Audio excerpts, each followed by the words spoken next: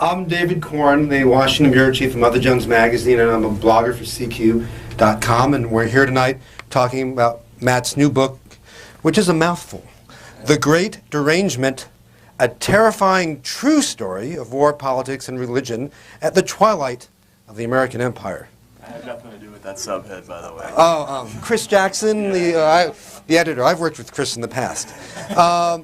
So, you know, unlike some of your interviewers, I've read the book, and if I have it right, let me ask you this: your thesis is that the American government, well, you call it a theory, I'll call it a thesis, is that the American government has increasingly become an enterprise built on deception, self-interest, screwing not the few but the many and serving the few, and that after 9/11, it's become even more so at a time when perhaps Americans would even like it to be less so. Right. And that as a result of this continuation of a process, Americans are tuning out, but not just tuning out, but they're turning to either Christian end times fundamentalist religion, nonsense, or 9/11 conspiracy theory, nonsense, which you equate as equivalents, and that this is the great derangement of which you speak,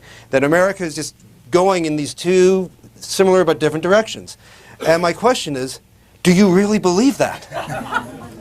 I mean, is it really? It's necessary in order to make all the disparate parts of the book fit together. Well, that's kind of, as an editor and as a writer, I'm kind of looking for the seams. But I mean, it's a pretty bold statement. The book is basically reporting, and you're reporting on the time you spent with John Hagee's Fundamentalist Church in San Antonio, and we'll get into specifics about that, and your encounters with 9/11 Truth, the 9/11 Truth movement, which, if you haven't heard of it, are people who believe either the Bush administration caused 9/11 so they can take advantage of it, or it's called MyHop, by the way, made it happen on purpose, or LIHOP, they let it happen on purpose so they could exploit it. So so you start with a bold idea, Americans are tuning out, but this is the result. And so the question is, are Americans that crazy?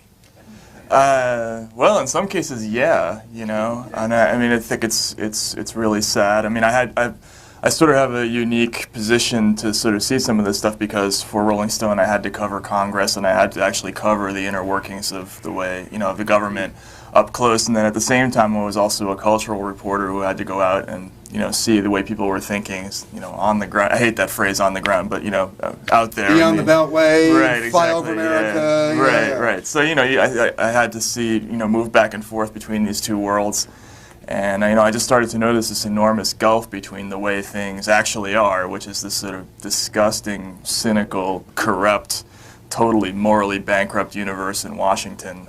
And President company excluded. Yeah, exactly. And out there, in actual America, where people are upset about all kinds of things, but everything except that. I think one of the key features of all this is that, we have a government that's completely incompetent to respond to the needs of its people in a lot of ways. It's basically, as you said, a sort of a mechanism of self-interest and greed and corruption and all of this. But people are so desperate to have some kind of fantasy where somebody's in charge, that on the right, obviously it's God is in charge, and there's sort of a classic in charge kind of a guy, and in the 9/11 Truth movement, it's sort of the exact opposite of that. Well, Satan's in charge, right, and he happens to be George Bush. Oh, no, right. Dick Cheney. Dick Cheney, right, yeah, exactly. So instead of having this completely incompetent, chaotic political landscape that we actually have, the fantasy on that side is we have this super competent, evil, cloistered government that is capable of pulling off these massive conspiracies. And as weird as it is to say, I think people are actually, they find something kind of comforting in that. That's actually an improvement over what the reality is, in a lot of ways. Better an evil conspiracy of competent people than, right. Than vacuum, of incompetence. Right, yeah, exactly. But I buy your line about about what I would call the great detachment. Right. And I wonder, arguing on behalf of the American people with a capital P, if if calling it the Great Derangement is a little bit unfair. People are certainly detached, but not everybody is seeking comfort, either in the rapture or or 9/11 conspiracy theory. No, definitely Right. not. But there's an awful lot of irrationality that goes on. I mean, look, we have this presidential election right now. We have a time when we're in the middle of two wars. We have a massive financial crisis that's about to happen, right? And what are we talking about with the election? We're talking about whether Barack Obama was hanging around with Jeremiah Wright how many hours over the course of 10 years, or who's bitter, or who was on the tarmac in Bosnia, or who was hoping for change instead of working for change, and which one is better than the other. And I mean, it's nonsense, but people get so hyped up in these sort of tribal conflicts between Hillary and Obama and blue and red, but they're not angry about the actual offensive problem. You know what I mean? Which is what's actually happening. But with the people who are angry or who feel passionate about something that you describe in your book, the 9/11 people certainly are angry about what they believe is their version of reality, and there's a fair bit of, I think, of anger amongst the hyper-religious people that you hang out with, well, you should tell some stories about that later on. But are these, are they the outliers, in terms of, the anger gamut here in America? I mean, these are the extremes, is what you're yeah, saying? well, just these are small outliers, and maybe the anger sort of dissipates as you move towards the center. I don't know. That's possible, but I mean, just look at this Hillary Obama thing. I mean, if you're going on a message board where the Obamaites are clashing with the Hillary, I mean, people are ready to tear each other's throats out, and we're talking about two essentially politically identical candidates policy-wise, and so you got to wonder where that anger comes from. They're angry about something, but I think it's kind of incoherent, misdirected anger very often, more often than not, anyway. Well, let's describe a little bit about the book here. A good portion, if not half, is about your time in San Antonio. Right. What took you there, and just describe what group you fell in with. Yeah, it's a sort of serendipitous that it turned out to be John Hagee. Well, that John Hagee turned out to be sort of an issue this year. This was last. I guess last November. I already had been doing a lot of stuff with the 9/11 Truth Movement. I had gotten involved in all kinds of conflicts with them, and I had plenty to write about there. So I wanted to do something sort of on the other side of the spectrum, and I was really interested in these apocalyptic movements and these books like Left Behind. I don't know, has everybody ever read these books where they believe that, God is going to come down and take all the believers, true believers, up to heaven, whisk them away, and they're going to kind of poof, and their clothes are going to go into the ground like that, and if they're flying planes, the planes are going to crash, and I was really fascinated by the fact that there were so many people who apparently really believed this, that there were, apparently these Left Behind books have sold 60 million copies or something like that. So I decided to pick one of those churches and join it and see what that was all about. And I picked Pastor Hagee in San Antonio, and he's sort of the leading Christian Zionist. A Christian Zionist is sort of it's a niche of this world where they believe that America has to support Israel in advance of the final battle at Armageddon, so that because there's going to be this conflict between Israel and the forces of Gog and Magog, which they think is going to be Russia and Iran. So they want to, the phrase they use is hurry up God. They want to hurry up God by getting this war started. Getting it all going and making sure that we have Israel's ready for the whole conflict and everything. So go Jews. Exactly, yeah, except they have to convert. Before or after the battle? Before, yeah. Otherwise, that's a tough sell. Yeah, it is a tough sell. There's one leader of this movement who said that if they don't convert, it's going to be the mother of all holocausts, which is, the odd thing is that the Israeli lobby and the Israeli government they're very positive about this whole development in the American fundamentalist realm. In fact, Benjamin Netanyahu even spoke at our church. I wasn't there when that happened. Our church. Yeah, I know. I say that all the time. It freaks me out. because you probably one or two out there haven't read the book yet, and you joined this church under a different name. Right. you came up with a cover story. You didn't join the church, you infiltrated the church. Right, right. Hey, well, I have kind of an unusual last name, so I thought the Googling problem might come into play. Yes. Yeah, so you used- became Matthew Collins. Right, right. And I Right. joined this church, and, you know, obviously under false You pretenses. ate with their members, you lived with them, you were like studying the elephants. Yeah. How long were you with them? Well, let me just say, John Hagee, in case you don't know, has become an issue in the campaign. We mentioned this, let's just tell people, because he supported John McCain, Right. and it turns out he's made such nice statements such as the Catholic Church is the great whore. Right. He said Hurricane Katrina was God's retribution because of the sins of homosexuals in New Orleans, Right. and there was a lot of pressure put upon Senator McCain, that straight talker, to distance himself from John Hagee, and he kind of ducked the issue, said I don't agree with him on these things, but I'm glad he's supporting me. Right, right, exactly. He's got a few rough edges, but overall So he's all right. so while he has tens of millions of followers, prior to the campaign, he became known to the rest of us through this campaign. But you had zeroed in on him before any of this had. Yeah, before any of this happened. In fact, I didn't even know about the connection to McCain until sort of the very end of my stay there. So it was, and the really funny thing was, I obviously met Pastor Hagee while I was there. He was actually there when I was baptized and shook my hand, and I met him a number of times. And we weren't like on a first name basis or anything, but he certainly recognized me. And then months later, when I was covering McCain on the campaign trail, I ran into Hagee, and I decided to just interview him. So I got my press tags on and a completely different name, and the look on his face was just priceless. Like, where is this guy coming from? It was really funny. So since the book's come out, have you heard from Pastor Hagee? No, I have not heard from him. I don't think I'm going to be on his Christmas list. But how much time did you spend there? And describe how you basically infiltrated a particular group of people within the church. I was there for about 4.5, maybe 5 months. It's a mega church, so there's no restrictions on joining. I mean, it's like going into Home Depot. Anybody can do it. So I went in and. Hopefully, they help you a little bit better. Yeah, the service is a little bit better. Yeah, you got those big forklifts and everything. Yeah. But. So I joined, and then you sign up for Bible study classes. But one of the first things I did is I had to go to this thing they called an encounter weekend, which was basically like this indoctrination session where they take you away to the Texas Hill Country and they kind of teach you how to worship in the church. And it was a deeply strange experience where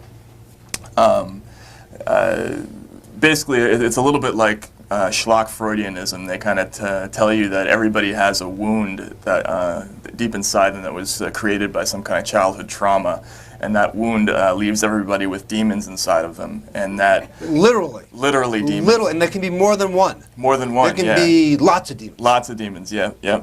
And that one of the functions of this encounter weekend was to teach us how to expel those demons, and they actually lined us up in rows and handed out these little paper baggies, and we were instructed to vomit into the bags on command when the pastor would cast out the demons. And to give you an example of how literally some people took this whole process, there were people that I knew in my particular little group who thought they were going to lose weight when this happened. The line I remember in particular was that, well, they have to weigh something. Right, so the demons have to, like the soul weighs 21 milligrams. Right, exactly, yeah. So there was a health angle to this. Exactly. So then they passed out these little bags, and we were all, and it went on for like an hour and a half, this sort of demon expulsion where we were all sort of puking into bags, and they had all these rules where you can't pray while you're trying to expel a demon, because if the word of God is in your mouth, it physically blocks the demon from coming out. Makes sense. They have all kinds of... Demons are scared of the word of God. Right, exactly. It's sort of like a vampire type of thing. And they have all kinds of rules like that. Like you can't... if you're thinking a bad thought about somebody, you can't say it out loud, because the devil can't read your thoughts, but he can hear you when you speak out loud. So if you wish something ill of somebody and you say it out loud, it's going to come true, because the devil will make it happen. So we had, with my fellow members of the church, we had lots of conversations where they would say, and so-and-so would... you had to kind of fill in the blanks, by yourself because you didn't want to bring that curse upon him. And Now, every minute was an adventure. Let me ask you this: did you ever feel like a schmuck? I mean, because you're basically winning over the confidence of the people of the church. You're pretending to be something that you're not. Right. You didn't let anyone in on the secret, the gag, the plan. And there's a woman named Lori in the book who sort of seems to turn to you in moments of need, and obviously some of these people are coming to the church because to find help with troubles that they've had in their life, and you're there, laughing inside at them, trying to understand them. I understand it's a complicated process. Sure. But you are in some ways betraying them. Oh yeah, it's definitely. In no way is this a morally unambiguous, endeavor to go in and be undercover among normal people. I mean, it's not like being a spy for your country where you have a concrete good that you're going to achieve. This is for a book, and that I'm writing for my personal career, and these are these people. $26.95. Yeah, exactly. Spiegel and Grau, ladies and gentlemen. But I mean, it is hard, and I think there were a lot of moments in the book, and I actually tried to sort of bring that out, that it got increasingly difficult for me because you do make friends with these people, and you do see that some of them are really in trouble and have real problems, and there's a lot of stuff I left out in the book, obviously, because I didn't want to make it too hurtful, but. So yeah, it's a difficult question, but all of these undercover assignments, there's always going to be that element of it. I worked undercover in the Bush campaign in '04. I managed one of Bush's offices in Florida for 2 months, actually, and I've had to go through this issue. We actually did really well in that district, but well, given that there was a 537, vote difference. That was 2004. We did, yeah. I'll do that. But yeah, no, it's to answer your question. Yeah, it is hard, and I still don't have an answer whether it's absolutely morally defensible or not. Yeah. Now the other sort of schmucky thing that we're all engaged in here now. Is we are kind of making fun of them. Yeah. These are people who have very sincere beliefs. They're trying to understand the world. They've come up with answers that are very different than I gather the answers that you and I would have, or a lot of people in this room have. And and in the last year or two, there's been a lot of talk in places like this. There have been books written about atheism, celebrating it, and how God is silly. The notion of God is silly. And where's the line between being respectful of these people, many of whom are economically lower on the rung than a lot of us, and saying this is just craziness, and responding either with parody, satire, or ridicule.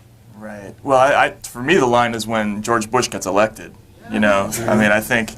They're not living in a vacuum. Where we all live in this country, and what's going on in a lot of these churches is that these people who are, admittedly they join because they're lost, they have personal problems, they need some kind of direction or community, but they get that, but in return they're willing to surrender their responsibility to think for themselves and exercise real judgments about what's going on in the world. And I think it's on some level it's an abdication of your responsibility as a citizen to just sort of hand over your entire thought making process to some dogmatist who has an ulterior motive, and that's what goes on in these churches. And yeah, are we laughing at them? Sure, but we're also trying to point out that this is a problem, and. So yeah, but you're right. That is another schmucky aspect of the whole thing. And if you hang around these people, and I even wrote about this in the end. They're aware that even though perhaps they're being manipulated or perhaps there's something that's not quite right about the church, at least the church isn't laughing at them, and they know that we are. And that's, right. I think that's why they prefer. To be in that kind of community. So we don't have any answers for them either, and that's probably where we're failing them, I guess.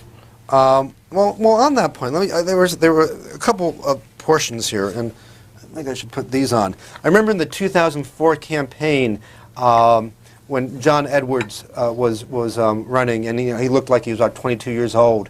At times, he would be on the stage doing his usual campaign speech, and then he would read something, and he would say, "Wait a second." And we'd take out these glasses, and since he had done this speech about 1,000,000 times already, he must have been able to memorize. Right. This. I think he was just doing to look older. Right. Yeah, he wanted that professorial thing. Yeah.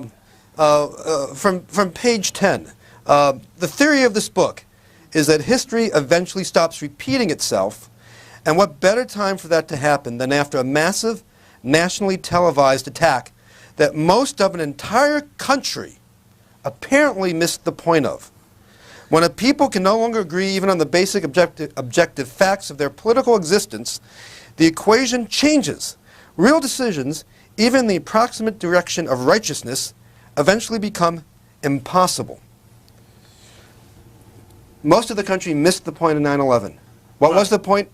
How did they miss it? Well, I mean, look at it from bin Laden's point of view, right? I mean, here he does, he's got these concrete reasons for bombing the United States. He pulls it off. Half the country thinks it's God striking back America for tolerating gay marriage, and the other half thinks that George Bush did it. I mean, you must be like, what's the guy got to do to get some credit around here, wait a second. It's not quite half and half. I know it's not quite half and half, but you know what I'm saying. I mean, it's there is this situation where on both sides there's a disagreement about what we all watch this on live television, and we can't even as a people come to a consensus about what we saw. So I think that's I mean certainly there's nobody in the church that I knew who thought that 9/11 was something that happened because the United States had a military presence in Saudi Arabia, or because of something that happened in Afghanistan, or because of our support of Israel, or anything like that. I mean, they almost to the last thought it had some kind of biblical explanation, and that it was retribution for something or other.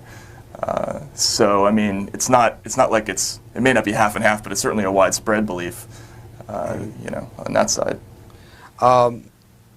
In the book, you raise the point, you seem to suggest that these times are different than other times,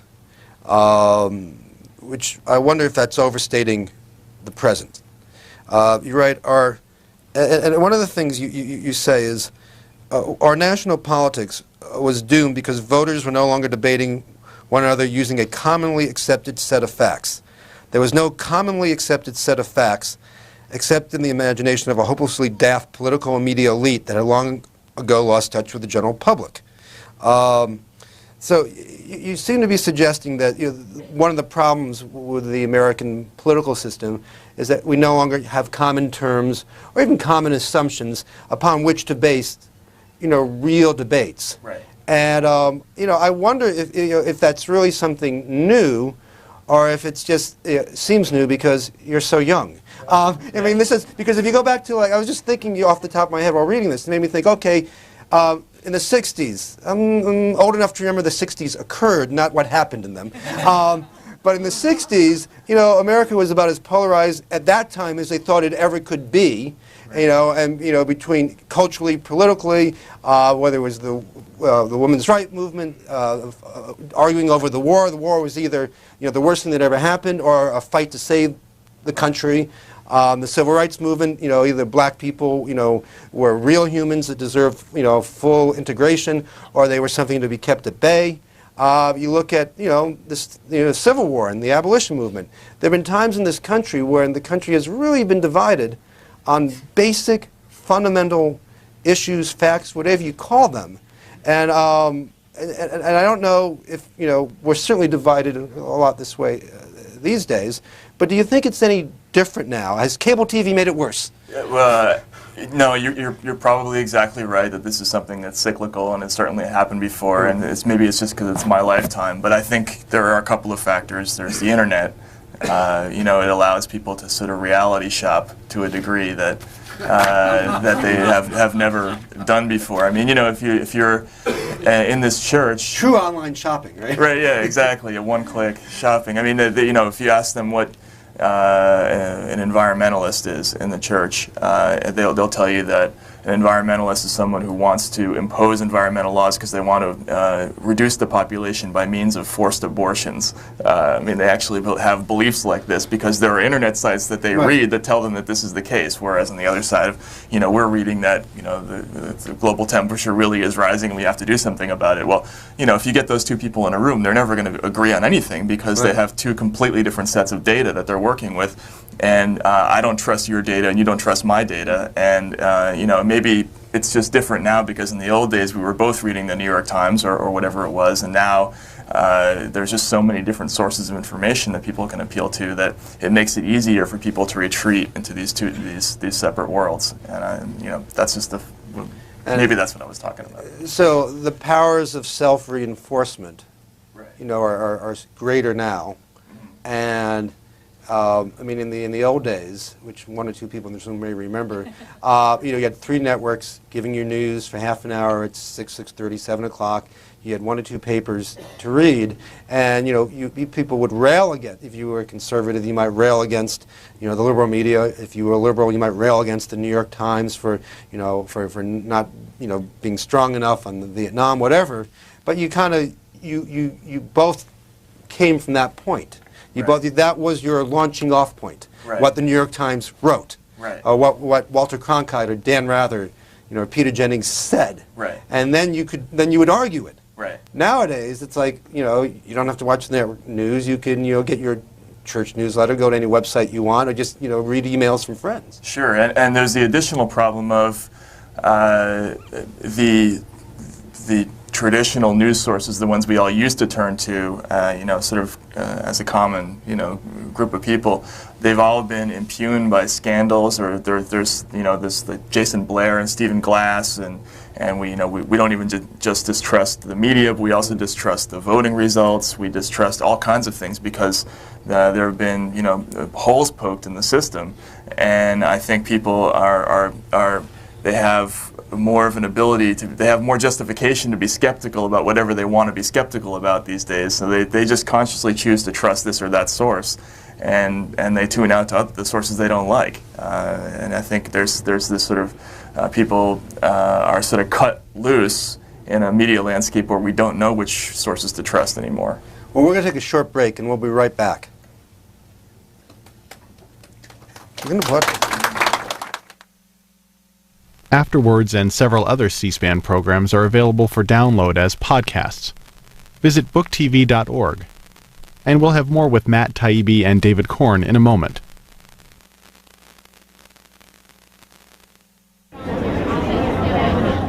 Here's a look at some upcoming book fairs and festivals over the next few months.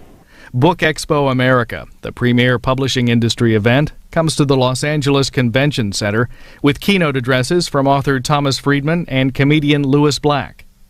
And coming live this summer to Book TV, the Chicago Printers Row Book Fair. Book TV will also be at the Harlem Book Fair as it celebrates its 10-year anniversary. At the Roosevelt Presidential Library and Museum, it's the Roosevelt Reading Festival. The event welcomes authors who research their books on FDR in the library's archives. Then the California Literary Arts Society hosts the Ventura Book Festival. In Georgia, the Dahlonega Literary Festival welcomes best-selling authors Steve Berry and Karen Abbott. Coming up Labor Day weekend, it's the Decatur Book Festival. And in September, in St. Augustine, Florida, the Heritage Festival celebrates local authors. The proceeds from the event will go to the Friends of the Libraries of St. Johns County and the Newspaper in Education program. Please let us know about book fairs and festivals in your area, and we'll add them to our list. Email us at booktv@cspan.org. And now Afterwards with Matt Taibbi and David Korn continues. Well, welcome back. I'm David Korn of Mother Jones Magazine and a blogger for CQ. And I'm talking at Politics and Prose with Matt Taibbi, the author of a new book called The Great Derangement, a terrifying, true story of war, politics, and religion at the twilight of the American Empire.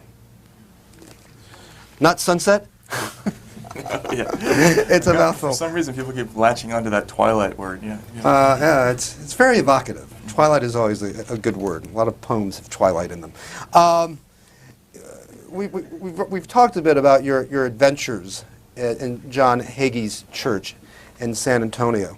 Was there any, which I should remind people you infiltrated to write about, was there any moment there that was the most poignant to you? Any of the stories, anecdotes that you tell here that stand out? Yeah, if you remember. Yeah, there were a bunch that were really interesting to me. I mean, one was the time when we were in Bible study class, and we were talking about, I think it was some section of Deuteronomy where we were discussing the rules of what happens to a criminal when he gets a murderer who seeks out a city of refuge.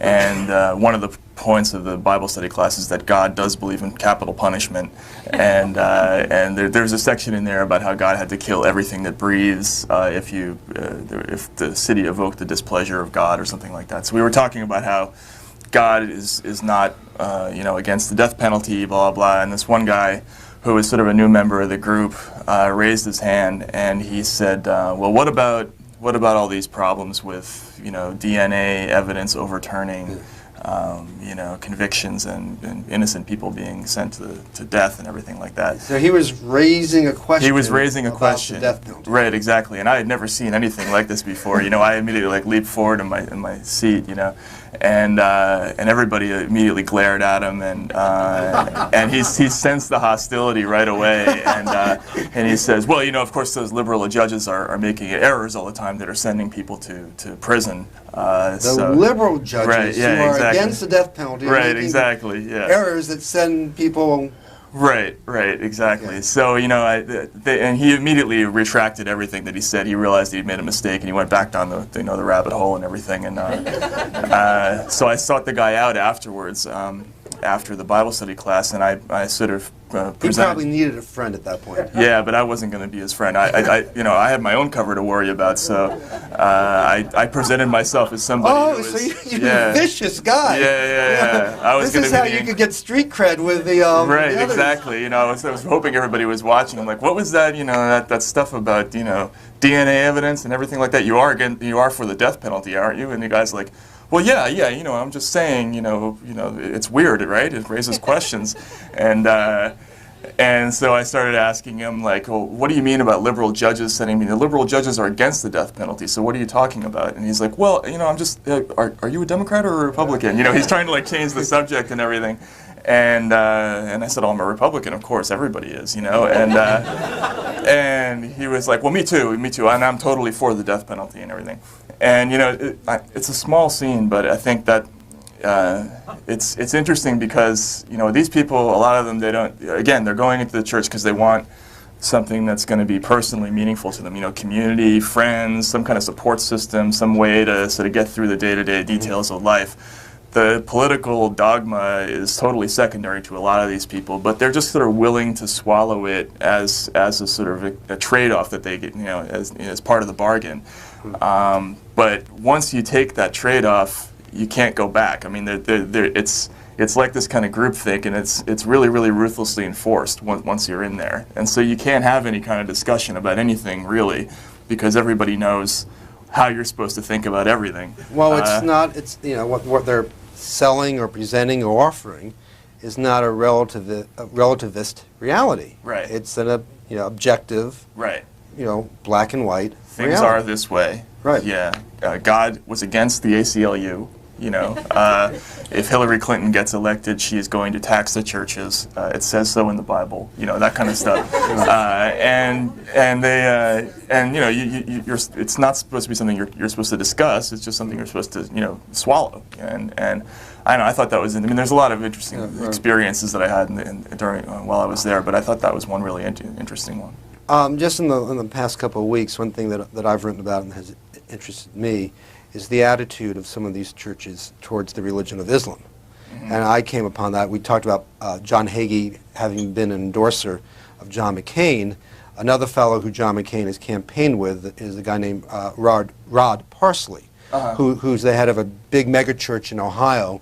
And he was actually very instrumental in helping Bush win Ohio, a key state, in 2004 by driving or leading tens and thousands of these so-called values voters or social conservatives to the polls. So before the Ohio primary, when John McCain was trying to put down Mike Huckabee finally, he campaigned with Parsley, and whose endorsement he sought, and he received. He called Parsley a moral compass, a great leader, a spiritual guide. I then, said, oh, who is this guy? Right. I decided I didn't have 5 months to spend going to his church, the way Matt did, so I did something better. I got his book off Amazon. And overnight delivery, for an extra $20. And I saw that he had written a book. Part of it was devoted to the notion that Islam is a satanic religion. It's based on a deception coming from Satan, and that it's the historic mission of America to see this false religion destroyed. That's a direct quote. And he celebrates the war between Christianity and the United States, the civilized world, and the world of Islam, and that 9/11 was just another battle and was a wake-up call, and maybe we'll get going on this crusade that we should do. And I wrote a story about that and called McCain campaign for comment, and 20 phone calls later, I never heard back from them. And a few other people. When they do that, I know. We'll get back to you. Yeah. What's your deadline? Yeah. But Keith Olbermann and others have picked it up. And but just this week, I found a DVD. I found it on the website for the church and bought it. It took weeks for them to send it to me because they don't believe in FedEx. Apparently, they only surface delivery. I didn't know that you could still get surface delivery. And it's basically a sermon of him saying the same thing, even more inflammatory. And as you know, video speaks more powerfully than just plain old words. Sure. So with a group called Brave New World's Mother Jones, we made a film with him saying these things about Islam, juxtaposed to what John McCain says about him. Moral compass, great leader. We must destroy Islam. Right. And the question is, how come John McCain, particularly when we're in the season of renouncing pastors, how come John McCain can get away with not repudiating this guy? And just think about it for a second. I don't want to play gotcha politics, which we know is very easy to do. But to the rest of the world, particularly the Muslim world, if a guy gets elected who is called Parsley a great leader, what is the Muslim and the Islamic world going to read from that? Right. I mean, these words, they come across as empty political rhetoric on the stage. But they do have meaning. They land somewhere, sometimes with a tremendous thud or explosion. Sure. So I don't know, did they talk much about either Islam or Judaism or other forms of Christianity in this church? No, Islam, constantly. And we were constantly told that the leadership of the state of Iran, they were constantly comparing it to the Satan of Revelations, and they would strongly hint that all these Islamic states were equivalent to the various satanic forces in the apocalyptic story, and they made no bones about it. I mean, this is something they expect Iran to play the role of the demon in the end game at Armageddon. And from their point of view, they would celebrate somebody like John McCain saying something like that because they believe that we can't have a dialogue with that part of the world. The only thing we can do is have a war and a fight. And so that's, there's no. And the really ironic thing about it is that, of course, these churches have a lot in common with fundamentalist Sunni or, Shiite. You've noticed. Yeah, exactly. In fact, our church, has a sister city. I did it again. We actually has have a sister mosque in. Yeah, exactly. Yeah. And, we hate America. We hate America too. We hate those liberals. Yeah, so do we. Exchange programs, right? Those freedoms that people want. Yeah, we don't like that either. We hate those same freedoms. But we hate you as well. It can be confusing.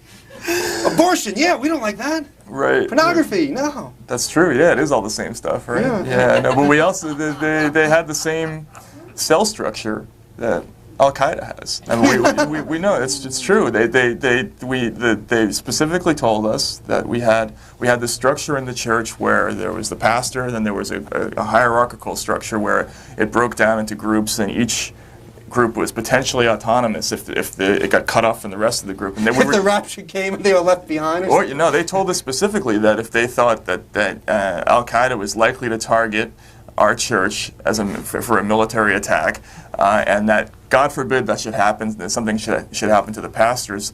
Our church structure was designed to withstand that because the individual parts of the church were supposed to function autonomously.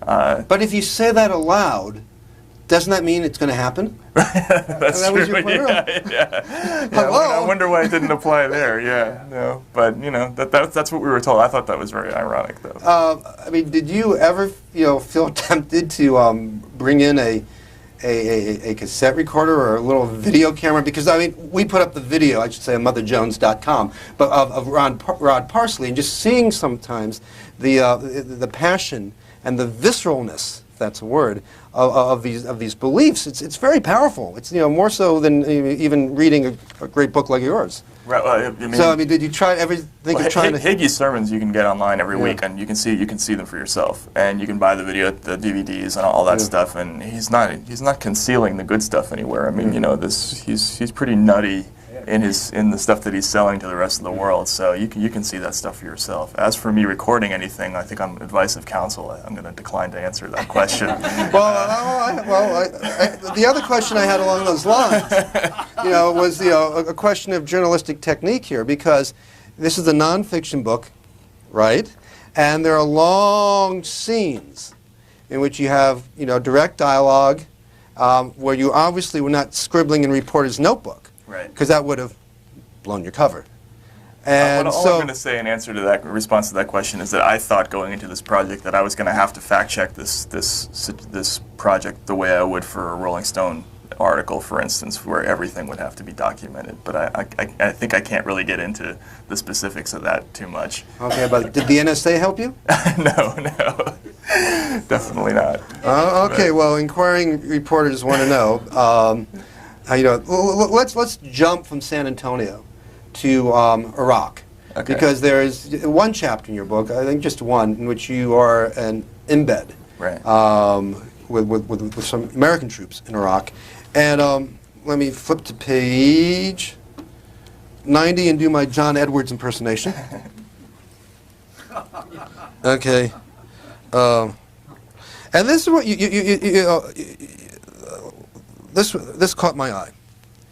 You're talking about why the embed process is so dangerous and insidious. A journalist who slips into the habit of rooting for a bunch of nice kids like this in a place like Iraq might easily find himself missing the overall point of his assignment. This certainly had happened to me. It wasn't until my tour in Iraq was just about over that I realized I'd been conned, that I was spending far too much time watching these kids interact with one another, and not nearly enough time wondering what the hell we were all doing here. Now, you're sort of, spanking yourself a little bit there. Sure. But tell me more about that. What do you think you should have been doing instead? What do you think you missed? That's a tough question, because what can you do? I mean, one of the problems is the security situation is so bad. You can't just go strolling down the street in Baghdad and start asking people, "Hey, how do you feel about America?" I mean, it doesn't work. I mean, you can't even stick your arm out the window of a Humvee in Iraq. I mean, you have to. You're behind the walls of, they call them FOBs, the forward operating base. You're on the FOB the entire time, and when you're not on the FOB, you're in an armored convoy going to a police station or some other secure location. So you never really have any real commerce with actual Iraq. You're sort of in this American archipelago the whole time. And so the only judgments you can make about the entire thing are basically reflections of what the missions are. I mean, you might see an American kid wounded or something like that, or you might actually look out the window and see some kind of hostile activity. Or I was in a police station when a car blew up about 100 yards from us, and I saw that, but I don't know who was blowing up the car or why they were blowing up the car. I mean, that kind of stuff. So the only judgments you can really make are based upon your experience in this wholly American community where you have Cinnabon and Burger King and movies and the internet and Baskin Robbins and all this stuff, and you might as well be on Fort Bragg for most of the time. And so after I wrote my article, I wrote an article for Rolling Stone about my experiences in Iraq, and afterwards I realized that I think that I'd completely misread the situation, and I was spending way too much time focusing on what the experiences of these kids was like, and not enough wondering what exactly it was they were being asked to do. So that was Did they ever, or was that just not part of the ongoing conversation? Well, in this book I write about this one scene where at least one of them has that question, because just for some background, most people, when they talk about the surge, they imagine that we're sending 30,000 more troops over there to patrol the streets like they would in a bad neighborhood in America somewhere. That's not actually the case. Mostly what it is that you're putting more guys on the base, and for 1 hour of every day they take a sort of loop-de-loop around the city, or they stop at an Iraqi police station, and really for the most part what it is giving the enemy a target to shoot at. I mean, there isn't a whole lot of concrete mission that goes on there. It's just a sort of a show, a dog and pony show. And our mission with this group was to bring a hand-to-hand combat instructor to this Iraqi police station. So this retired cop from Georgia who was sent over and was working for one of those security services. Hand-to-hand combat? You Exactly. mean like bayonets, or just not even bayonets? Just yeah, like jiu-jitsu or something like that. So here's some guy who's like a retired cop in Georgia. He gets hired by some company. It wasn't Blackwater or something like that. Yeah. And he was making like $9 grand a month, okay, yeah, to do this stuff. And we would bring him at great personal risk, through these bad neighborhoods of Baghdad to an Iraqi police station to teach a bunch of listless, totally disinterested Iraqis how to do, flips and stuff like that. And meanwhile, there's like explosions. Your tax dollars at work. Exactly, right? Yeah. And there's explosions going on right outside the police station, and these cops are too afraid to go out there because they don't want to get shot. So but if they could throw somebody, right, then maybe they'll be... Right, exactly, yeah. So, I'm going to find that guy and flip him. Right, exactly. They won't go out there with guns, but maybe they'll do it. I mean, it was completely silly. And so there was one moment where the guy who was in charge of bringing our convoy to that place, he's looking out the window of the police station at this burning hulk right outside, and he's looking at the Iraqi cops who aren't moving, and he's looking at this guy from Georgia who incidentally had accidentally discharged a weapon in the middle of a whole bunch of soldiers. Just this is like Get Smart. Right, exactly. Sorry about that. He's like, oops, I'm sorry, like he didn't know how to clean his gun or something like that. So, this is what the mission was in Iraq. I mean, and every time these guys got into a car, they know that they might get blown up for this, and so there's a scene where he's like, what the hell are we doing here, and that was about the sum total of. I wonder, if that's just so absurd that if you're in that position and you can't pack your bags and leave, right, you just can't afford to think about it. Yeah. You just can't. Yeah. Because you'd have, you'd short circuit. Yeah, I think a lot of the guys chose not to worry about it. I mean, well, the cliche explanation is that guys and gals go to war and they end up caring about their fellow guys and gals, and that's the cohesion that gets them. That's their motivation. Sure. Not the grand geopolitical strategy, but going out safely and coming back safely and protecting the group. Oh yeah, and that's very real, and that's very moving to see. I mean, these kids are. A lot of them come from bad families or broken homes, and they joined the army because they didn't have any place else to go, and this is like the best family they've ever had, and so they're in this incredibly hostile environment, and it kind of doesn't matter why they're there. You know what I mean? They're there, and they have to get through it. So it just sort of becomes its own justification. But the few times they were forced to think about it, I think they had to worry. Let's come back home for politics for a few minutes before we finish. I'll go to questions. Part of the book, throughout the book, you make the point that the political system is broken, people are disengaged, therefore they become deranged. And the book was obviously written last year, not this year. And I wonder if we look at the political campaign of this year, Barack Obama and Hillary Clinton, regardless of what you might think about them, it seems to me that the level of engagement, citizen voter engagement in the political process is as high as I've ever seen it. Sure. I mean, it's the amount of money that's being raised on the internet, not from the big special interest funders that you and I despise equally, right, but from just plain old folks who finally have figured out how to go online and aren't afraid to give their credit card numbers. Right. It's stunning to after Pennsylvania. She raised $10 million. She didn't do so well this week. But But in March, I forget the numbers now, but he had a couple 100,000 new donors who had never donated to him before. As if, who are these people?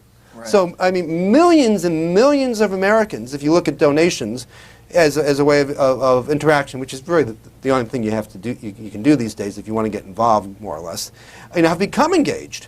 Does that shoot your theory to hell? Yeah.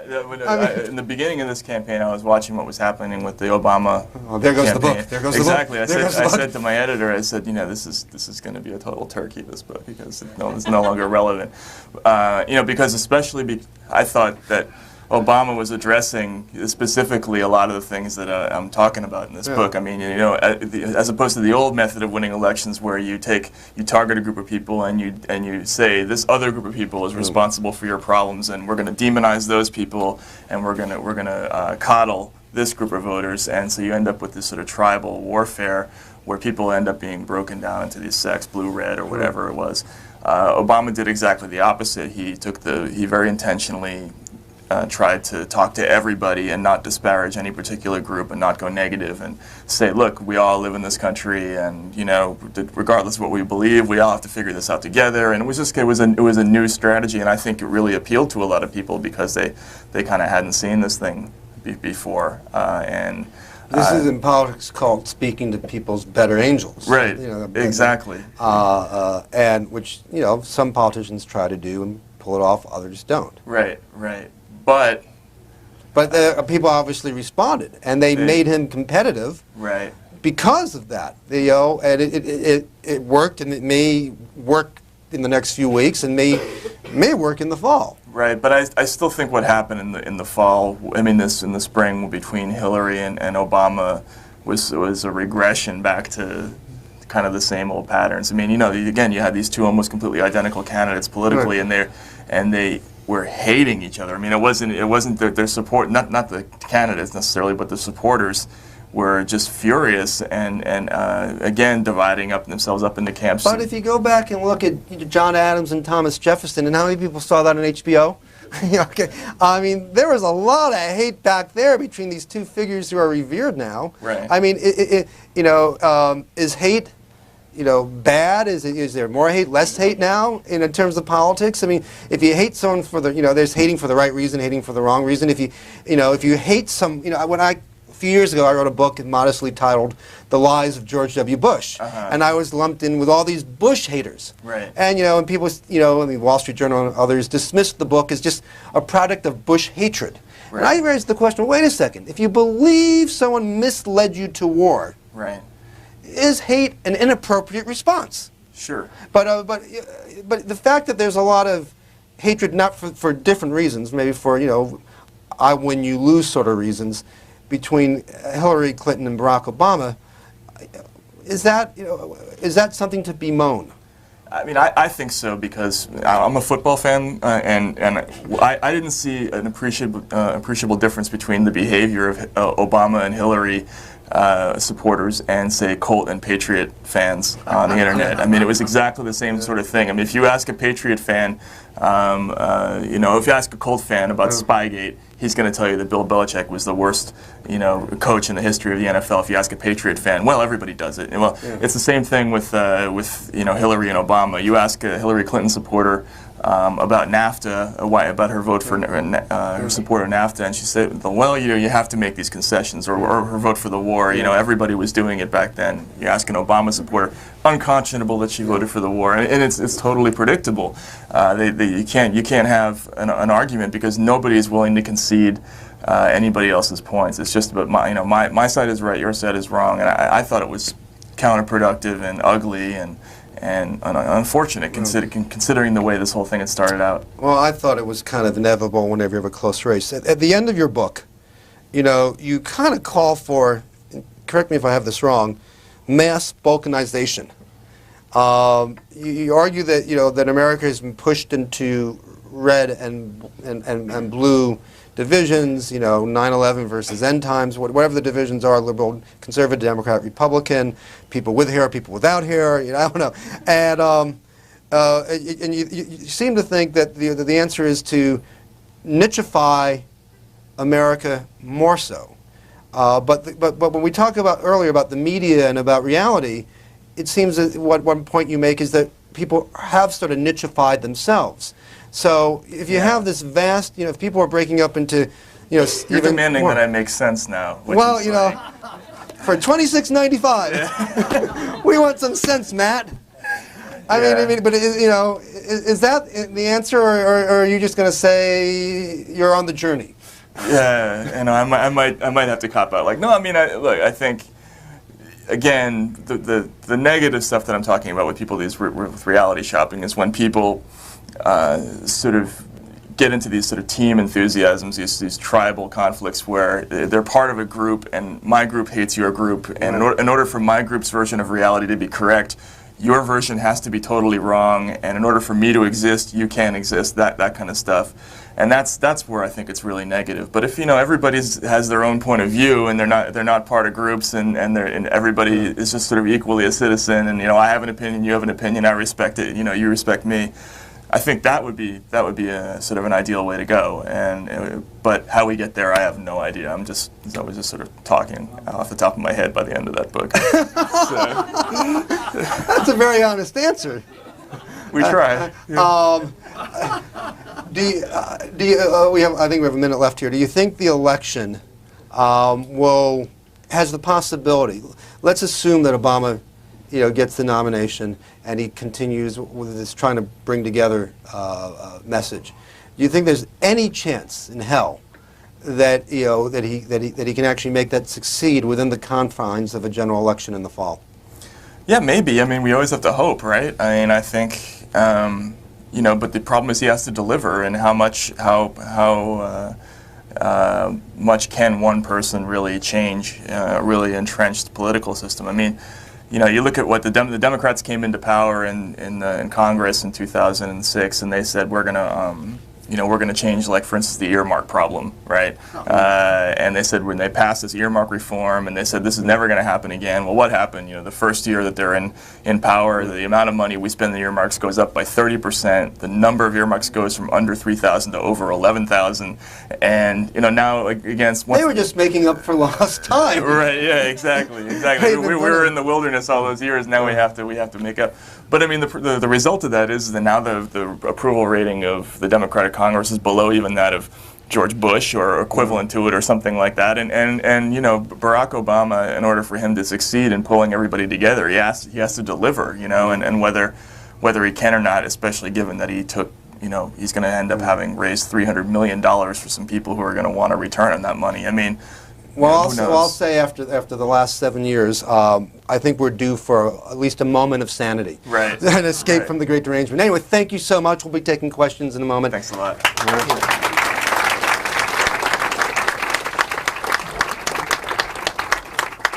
Okay, now to ask a question, you have to run. Following the taping of Afterwards, Matt Taibbi and David Korn took questions from the audience at Politics and Prose Bookstore. Please. I've done this before.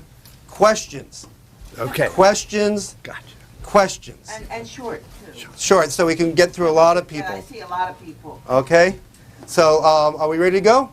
Okay, first question. Great. Mr. Korn, you asked Matt if he thought the American people were ignorant, basically, that he was talking about in his Undercover. And he said, yeah, kind of. What do we do about them? Do we pander to them? Do we educate them? Or do we wait for them to evolve and then suffer all of the problems they bring about? Because he said when they crossed the line, it became an issue. What do we do with ignorant America? Well, since I don't believe in evolution, we can take that. Yes, but what do we do? Matt, what are the answers? One thing that struck me, there was a scene in your book in which I think it was when John Hagee's son is giving a sermon in which you basically say the mental process stops. Right. Can you just explain that moment? Well, for a moment. Yeah, I mean, I don't know if I said the mental process stops. I'm going to look it up in my notes here. Yeah, that was the moment where he basically got up and said environmentalists are hoping to reduce America's population by forcing us to have abortions, and everyone said, oh, really? Okay, well, true, and I was watching this and I thought, well, I mean, if people are going to swallow that, what aren't they going to swallow, so. It's that once you've gotten to this place, You've left behind the mental process that a person would need to form an independent opinion about such things. Listen, that that's was in an earlier chapter. Yeah. But you're right. Yeah. Okay. Yeah. No, Okay. that was after the Yeah. indoctrination. I mean, Yeah. if again, once you reach the point where you're going to vomit into a paper bag, when somebody casts out the demon of handwriting analysis, which they did in this book. Well, I mean, what are you going to do? Are you going to teach this person about, global warming? That's not going to happen, so. I mean, to answer your question, this is a democracy. And if there are more of them versus you, you're screwed. Okay? And then if if you have more of them, then you can try to win if they don't steal it at the voting booths. And there are hopefully enough people in the middle that if you make compelling arguments, that's what the Obama-Clinton debate is kind of about at this point too. How do you reach a certain block of voters who sometimes vote Democratic, sometimes don't? Lately, they've been a hard get for the Democrats, and all you can do is try your best to make compelling arguments. And if they disagree with you on matters of culture, religion, or guns, try to win them over on other things, and at least give them a hard choice. Okay, economic prosperity or guns. Economic prosperity, well, I'd like a job, but I like my guns, and give them at least a difficult decision to make. And then you're up to the whims of the Republic. So that Obama's remark, they cling to guns and religion, he lost a lot of people, well, elitists. We don't know. I mean, he's probably going to get the nomination, and we'll see what happens in the fall. But thank you. Can we move on to the next? You notice that wasn't a speech. Thank you. Yeah, Matt, despite your experiences and despite your somewhat cynical take on these things, what gives you hope about American culture and American politics?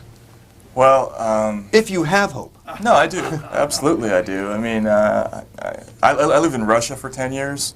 And, people think, when people complain about America, it always blows my mind. I mean, I do complain about it, but in this country, when you call the police, you can be pretty sure that they're not going to kill you as opposed to the guy who's robbing your apartment. You turn your faucet on, and water comes out, usually. I mean, stuff works in this country. We have a lot of things that are incredible about America. We have an economy that's unbelievably productive, even though a lot of it's moved overseas. But, so we have a lot of things to work with here in terms of being able to turn it around. That places like Bangladesh or Uzbekistan, they're so far from being able to actually fix most of their real problems. With us, it's mostly a mental issue. I mean, I think if we can fix a few things and steal a little bit less in Congress and motivate our public servants to actually do a little bit more for us, then it's not. We're not talking about them making leaps and bounds. Where it's an incremental advance would probably be enough, and so that's what gives me hope. We're just not that far away, I don't think.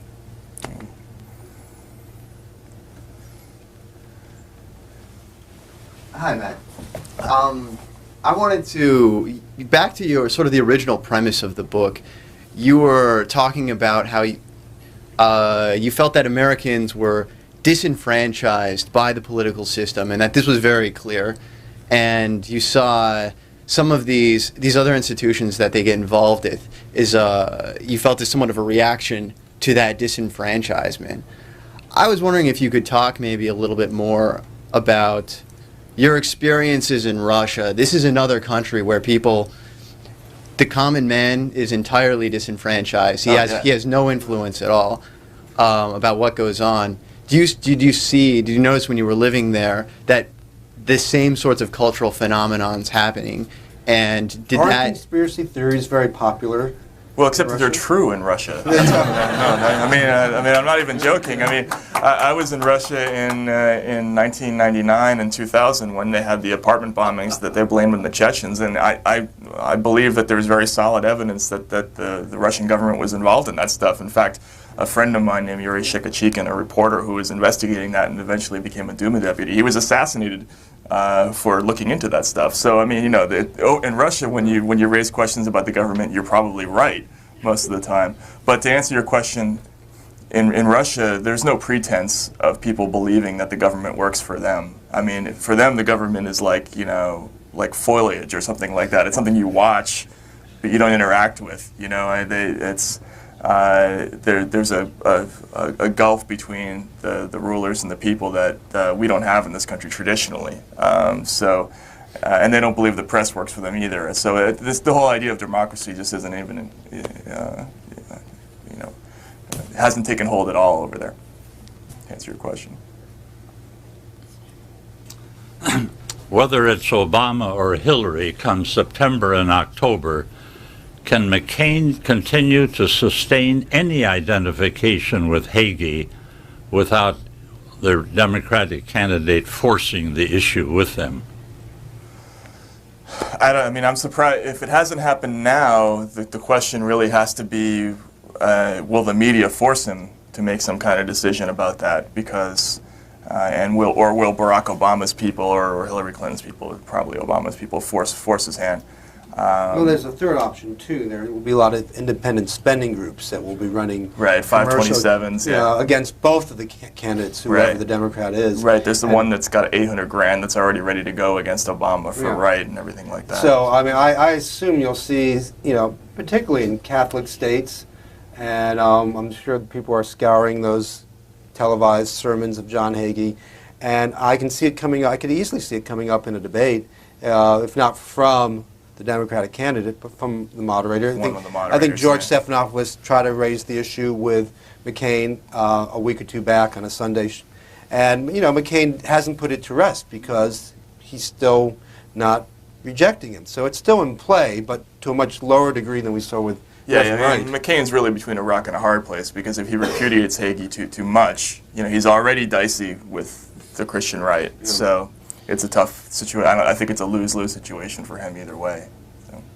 Yeah, just coming back to what you were talking about earlier about the sort of tribal warfare. I mean, we're here in Politics and Prose, and we're sort of part of a tribe here ourselves. Okay. And the conversation, not a very scary one. And in the conversation so far, there's been a lot of ridicule of conservative Christians. Do you worry at all in terms of building that consensus, or what you admire about Obama?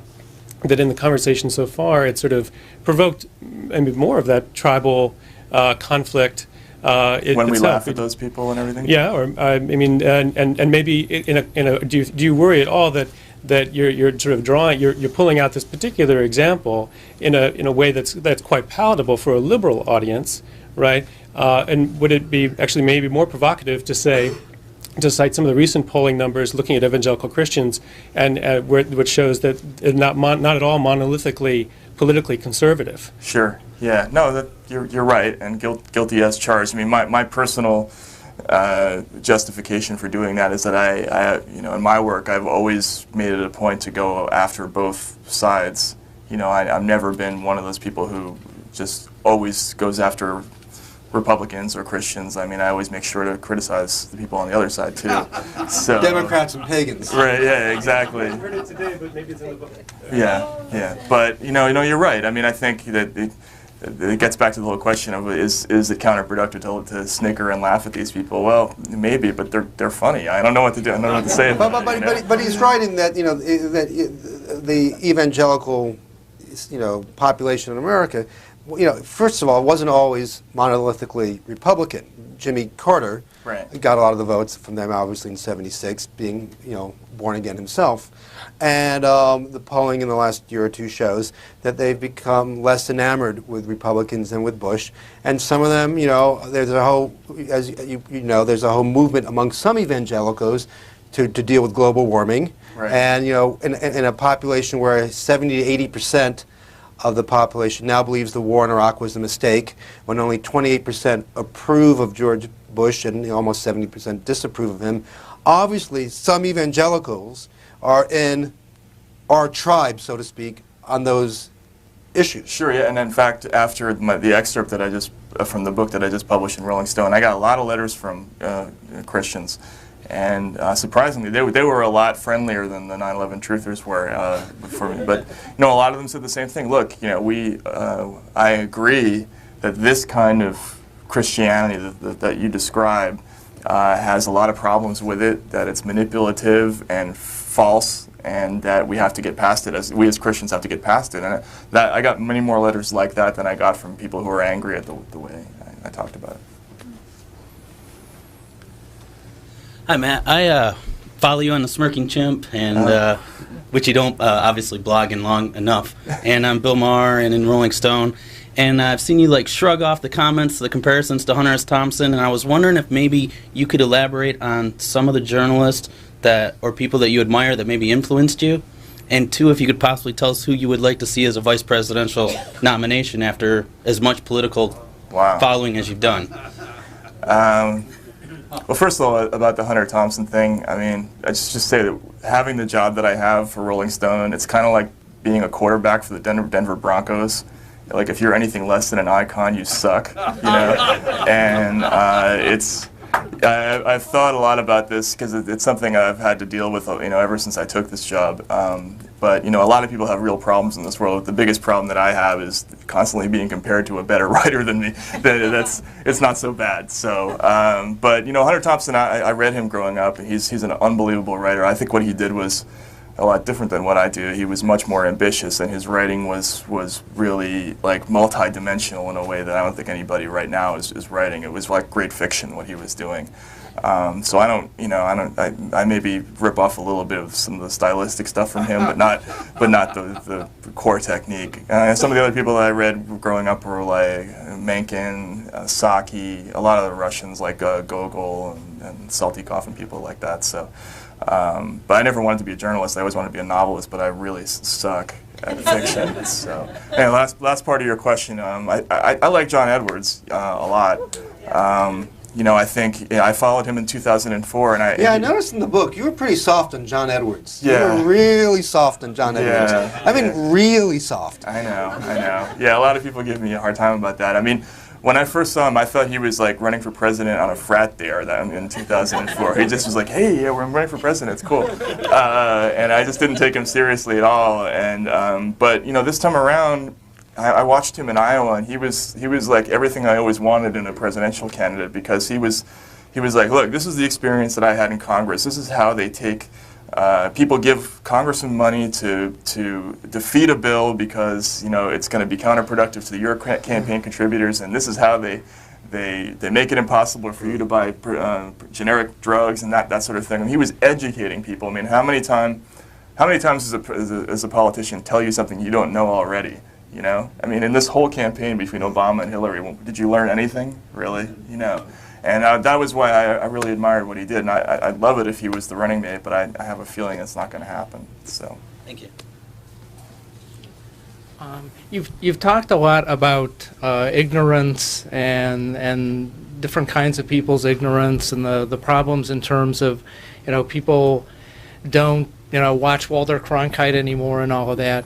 And a lot of people, myself included, would argue that your colleagues really have a lot to do with that. That even people who I used to think of as somewhat skeptical, people who've actually spoken here, like Evan Thomas, you know, pull their punches with John McCain, and people who are supposed to be very distinguished, like David Broder, you know, write just trivial crap. And so I'm wondering, what is it that the public can do to try to change that? Don't buy it. Yeah, don't buy it. But that isn't working. I mean, the print media, the television, it's losing its audience. You know, not enough. It's not. You know, the market is imperfect, and most markets are distorted, but it's not working. What can people do to change that? But there's the whole media establishment is undergoing changes, which I find it more exciting now. I mean, you spent years in Russia running an alternative weekly, because I feel as if I can compete now with anybody in the MSM. And I think there are a lot of great reporters in the mainstream media. I have a lot of friends, you know, Dana Priest at the Washington Post. I mean, you know, we wouldn't know anything about secret CIA prisons and a lot. And, you know, the Times has broken great national security stories. But Dana Priest is an exception. I mean, I read the Post every day and just kind of laugh at most of the people. But the thing is, but now, unlike any other time in the past, we talked about the gatekeeping and the single voices in the old days. you can come, whether it's to the National Review site, the Mother Jones site. You can find Matt's blog at Rolling Stone or Smirking Chimp. I mean, you can seek out alternatives. And even if you don't like what David Broder wrote that day, there are going to be 25,000 bloggers raising the same point that that you can sort of chime in with. And I think to some degree, I don't know what you think, that a lot of the old media biggies, are a little more sensitive these days. First they wanted to hold all this at bay, but I think they've come around. They're not going to change their ways drastically, but I think there are changes on the edges. Yeah, no, I think that's true, but I also think that I think you're both right, though. I mean, I think for the most part, the television media is still going with this sort of silly reality show angle with the campaign, and it's really up to people to find all those excellent things that you're talking about. And let's give a plug to C-SPAN. Right. I mean, that's the thing. If you don't like what David Broder is saying about something, you can watch it yourself now. If not just on C-SPAN, but on the websites. I mean, you could never do this before. If someone gave a speech, you had to take it from the reporters. Now, people can argue over what Barack Obama's speech meant, but they can't argue over what he said, because you can see it yourself. Right. I mean, that's stunning. I mean, that wasn't like white politics and the media used to work. Right. Right. Yeah. I mean, the only other thing I would add is, for instance, this campaign trail story. I mean, I think the real story isn't out there in the campaign trail during campaign season. When we're following these guys out and they're giving the same speech over and over and over again, they're not saying anything anyway. The real story is, who are they raising money from, and what are they going to give back for that money? And it would be great if the public demanded new laws that allowed us to see exactly where all that money was coming from. And what they were getting in return for that, so that we could actually cover that story. Because right now, all we can do is sort of anecdotally hear who is a bundler, and just sort of sift through lists of names and try to guess who they might be on the FEC website and that sort of thing. So we can't really. It's hard for us to cover the real story so far. This will be the last question here. Two things I never understood about the Christian right, and I'm wondering if you could enlighten us with your experience being in the church. Their values seem to be backwards from what Jesus said. Jesus talked about the poor and the meek shall inherit the earth and helping the needy, and they're obsessed with the death penalty and gay marriage, etc. How are they on issues of poverty and the poor? I realize they don't think the government should get involved. The other question I have is, it's my understanding that the Christian right basically believes if you don't accept Jesus as your Savior, you're going to hell. Mm-hmm. Now, you touched on this before. I understand they have to support Israel so that Israel can be part, I guess, of Armageddon and the Holy War can play out. How can they support a whole nation who rejected Jesus? Well, in their point of view, they're supporting the state of Israel, which was once theirs. Theirs? Yeah, I mean, back in the Old Testament days, and so what the people who are currently living there and are Jews at Armageddon, they have to convert. That's wait, they believe that Israel was once Christian? Well, no, I mean, you're reading about the Israelites in the Old Testament. They believe that was the antecedent to their current Christian faith, and that they have to reclaim that land for themselves eventually. But they do believe that the Jews who live in Israel now, even though we're supporting their secular government for this as part of this movement, they do have to convert before Armageddon happens. To answer the first part of your question, the Jesus of the Gospels is like this touchy-feely hippie who goes around being nice to people, They're really not interested in the Jesus of the Gospels. They like the Jesus of Revelation, who comes back with a rod of iron and just kicks ass. And they love him because he's going to come back and they talk. I mean, I must have heard that rod of iron phrase once a week, where he was going to come back and hit somebody, ACLU judges or liberals or Muslims or whoever else they were angry at. Rolling Stone writers? Exactly, yeah. And so they believe that they love the Old Testament, they love Revelation, not too much in the Gospels. levels. Quick question: have you heard from anybody in the church who you used to hang out with? Yeah, I And? heard from Lori. Lori, but she has her own problems with people in the church, and I think she was strangely accepting about the fact that she saw me on the Bill Maher show. So she's obviously violating several commandments just by watching Bill. Exactly. She's coming back to your tribe. Right. So I got a call right after the show, and I just, without thinking, answered the phone. I was like, she's like, so that's who you are? And I'm like,